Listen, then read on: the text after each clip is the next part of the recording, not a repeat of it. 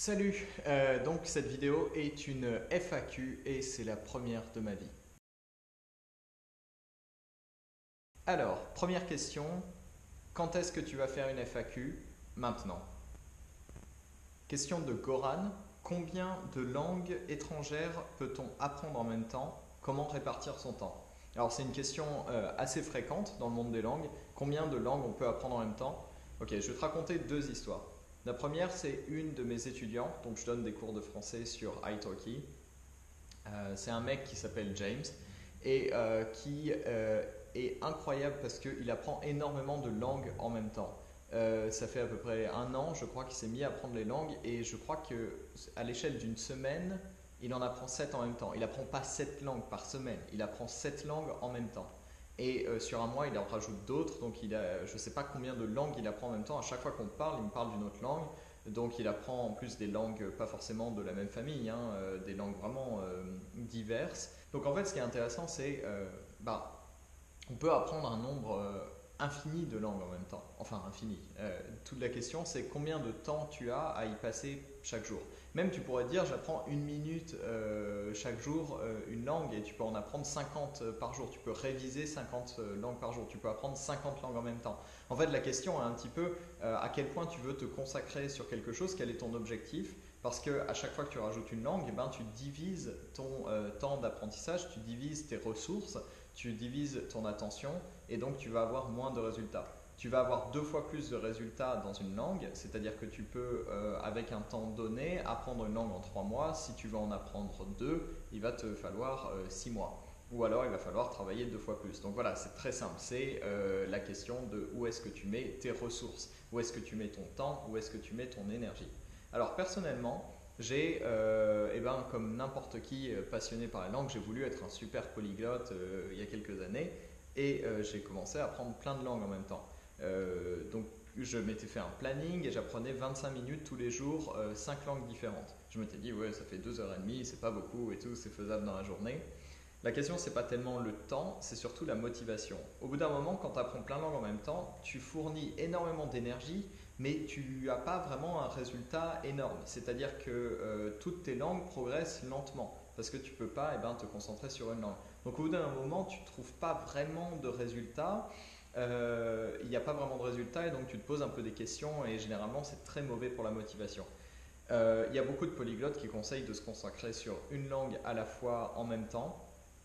Moi, c'est un conseil que j'ai pas suivi pendant longtemps et maintenant que je suis à fond, après surtout mon expérience avec le turc, où je me suis rendu compte qu'en fait ça valait complètement le coup de se consacrer à 100% dans une langue, quitte, j'ai envie de dire, à oublier les autres. Après, c'est un choix personnel que je suis en train de faire. Je suis en train de décider de me consacrer sur une langue à la fois intensément, de faire une expérience à la fois et de ne pas réviser les autres langues en même temps.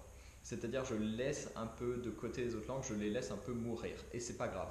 Parce que entretenir des langues prend du temps, autant beaucoup de temps qui n'est pas passé à autre chose. Donc la question à te poser, si tu veux savoir combien de langues tu peux apprendre en même temps, c'est combien est-ce que tu as de temps disponible. Dans le passé, qu'est-ce que tu as réussi comme challenge personnel à maintenir? Est-ce que tu as réussi à tenir une habitude tous les jours pendant 3, 6 mois? C'est quand même quelque chose de très difficile. Et est-ce que tu es prêt à apprendre plusieurs langues en même temps, à faire ce sacrifice? Donc c'est juste une question de où est-ce que tu mets tes ressources et aussi quel résultat tu vas avoir. Peut-on apprendre une langue en autodidacte? Si oui, quelle méthode proposes-tu? Je pense que tu as compris l'idée de cette chaîne YouTube. Évidemment, je parle que d'apprentissage des langues en autodidacte, sinon il n'y aurait pas grand-chose à dire à part aller à l'école, faites confiance à la plupart des méthodes, elles sont très efficaces et vous aurez des résultats géniaux. Donc, c'est pas ce que je dis, hein. C'est pas ce que je dis. Je conseille même d'apprendre une langue en autodidacte et même en général pour notre génération, je conseille, enfin, il faut apprendre en autodidacte. C'est la première compétence qu'on doit avoir, nous les millennials, la génération Y, peu importe comment on l'appelle. On doit être capable d'apprendre des choses par nous-mêmes parce que c'est pas seulement que on parle souvent de l'école qui est dépassée, mais de toute façon elle rattrapera jamais la vitesse à laquelle les choses évoluent. Chaque année, il y a des nouvelles technologies à apprendre pour trouver du travail. Les langues, elles ne changent pas tellement, mais c'est bien de pouvoir apprendre une langue tout seul. C'est bien d'apprendre des choses pour soi-même tout seul, d'apprendre une nouvelle compétence, d'apprendre à se gérer soi-même. C'est important d'être extrêmement indépendant et autodidacte pour notre génération.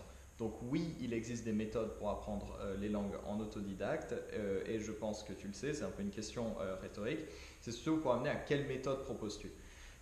Alors, il y a plein de méthodes. Si tu commences à chercher, tu vas trouver plein de polyglottes, plein d'experts en langue, enfin surtout des polyglottes, qui ont des méthodes personnelles, qui recommandent, parce que évidemment ça marche pour eux, et c'est un petit peu la même opinion que j'ai. C'est-à-dire que moi, ma méthode, elle marche, mais surtout, j'essaie de la mesurer le plus possible. J'essaie vraiment de mesurer la quantité de travail que je fournis pour le résultat. Et mon but, c'est d'en foutre le moins possible, honnêtement. C'est de travailler le moins possible pour avoir le plus de résultats dans une langue. Donc, pour revenir à nos moutons, la meilleure méthode en autodidacte que je conseille, c'est le fait déjà, de connaître exactement ce que tu veux, c'est-à-dire qu'est-ce que tu veux arriver à faire dans la langue. Est-ce que c'est une conversation ? Est-ce que c'est lire? Est-ce que c'est être capable d'écrire? Alors peut-être que tu te dis, ouais, c'est un peu tout, je veux être capable de lire, je veux être capable d'écrire, mais quelle est la priorité? Je vais prendre un exemple. Pour moi, pour le chinois, ma priorité, c'est de parler, c'est d'être capable de tenir une conversation sur des sujets qui sont importants pour moi et qui sont fréquents. C'est-à-dire qu'est-ce que je fais dans la vie, pourquoi j'apprends cette langue, pourquoi j'apprends les langues, et parler de cette langue. Est-ce que c'est difficile? Est-ce que c'est intéressant? Est-ce que c'est plus facile qu'une autre langue? Des choses comme ça. Déjà, ça réduit énormément les possibilités de ce qu'on peut apprendre. Une langue, c'est énormément de choses. Une langue, c'est une quantité énorme de vocabulaire. Pour maîtriser à 100% une langue, ça prend une vie entière. Et d'ailleurs, même techniquement, je ne pense pas que grand monde maîtrise une langue à 100%. Donc, il faut savoir sur quoi se concentrer. Donc la méthode que je préconise personnellement, c'est d'être très précis sur ce qu'on veut comme résultat pour pouvoir l'atteindre le plus rapidement possible. Donc si tu veux tenir une conversation dans la langue, eh ben, écris en français ou en anglais. Si tu te débrouilles bien en anglais, ça va être plus facile pour la suite. Écris la conversation, les sujets de conversation, le type des phrases dont tu as besoin, tout ce dont tu as besoin à ton avis. Ensuite, tu le fais traduire ou tu le traduis toi-même et tu testes avec des natifs. Tu regardes si tu arrives à tenir une conversation et s'ils te disent des choses que tu ne comprends pas, eh ben, tu les traduis. Donc tu les notes, tu les traduis, tu apprends comme ça à faire ta conversation. Et au bout d'un moment, très rapidement, tu arriveras à faire cette conversation. L'idée, c'est juste d'être extrêmement précis, concentré, intensif sur une chose sur le début. Ça permet d'avoir beaucoup de motivation et ça évite le premier problème qui est l'abandon rapide d'une langue. Donc c'est la méthode la plus efficace et il y a plein d'outils pour y arriver. D'ailleurs, ça va être la prochaine question. J'ai plus mon téléphone. Il est où mon téléphone? Il est là. Bref, peu importe. La question c'était quels outils recommandes-tu pour apprendre une langue? J'utilise très peu d'outils parce que j'aime bien un apprentissage minimaliste, j'aime bien utiliser peu de choses et les deux outils que j'utilise tout le temps c'est italki.com. Donc italki c'est italki.com. C'est un site pour avoir des cours avec des tuteurs ou des profs sur Skype. Donc pourquoi c'est génial? Parce que la conversation, le fait de parler, c'est ce qui donne le plus de résultats. Et la meilleure façon de parler dans un environnement où on est à l'aise, c'est sur Skype, j'ai envie de dire, parce que c'est beaucoup plus simple au niveau de la logistique que d'aller voir un prof ou des choses comme ça. On peut aussi trouver beaucoup plus de profs possibles, de profs ou de tuteurs sur cette plateforme. Pour moi, c'est central dans mon apprentissage des langues. La raison, c'est pas seulement de parler aussi, c'est le fait que ça me permet d'investir du temps et de l'argent sérieusement dans mon apprentissage. C'est-à-dire que je paye quelqu'un, donc je vais devoir venir et donc je vais être là à l'heure et quoi qu'il arrive, je vais continuer à apprendre. C'est quelque chose de très important. La plupart des gens se disent oui, je peux apprendre en autodidacte. Enfin, il y a apprendre en autodidacte et apprendre dans une salle de classe, mais la motivation est un gros problème et le meilleur moyen d'éviter les problèmes de motivation, c'est d'avoir un système sur lequel tu puisses compter. Et payer quelqu'un, aller voir ton prof plusieurs fois par semaine sur Skype, c'est super simple, ça coûte même pas très cher franchement et ça permet de garantir que plusieurs fois par semaine tu vas parler. Et après ça, même si tu fais rien et que tu fais juste quelques sessions par semaine, tu vas progresser beaucoup plus vite que la moyenne. Donc la premier outil que je recommande, c'est italki.com. Le deuxième outil, c'est Memrise, où en fait n'importe quelle application de flashcard dans laquelle tu puisses créer tes propres flashcards. Donc des flashcards, c'est à la base, c'était des cartes où on écrivait d'un côté par exemple le mot en français. Si tu apprends, je sais pas, le japonais, d'un côté tu as le mot en français, de l'autre tu as le mot en japonais et tu dois deviner et tout ça. Ce qui est bien avec les applications de flashcards, c'est que maintenant toutes ont un système de répétition espacée, c'est-à-dire un algorithme qui va optimiser ton apprentissage, optimiser le moment où tu vas devoir revoir quelque chose, le moment où tu vas apprendre quelque chose. Personnellement, j'utilise Memrise parce que j'aime bien leur système, j'aime bien le fait que c'est gratuit. C'est facile de créer ses propres mots, ses propres listes de vocabulaire. C'est facile à utiliser, mais sinon il y a aussi Anki, A-N-K-I, donc qui est très connu. Le problème de Anki, c'est que je crois que ça coûte 20 € sur iPhone, quelque chose comme ça, mais à part ça, c'est gratuit. Je ne sais pas trop pourquoi ils font ça. Et c'est un peu plus compliqué à utiliser, c'est moins instinctif, mais il y a plus de possibilités après.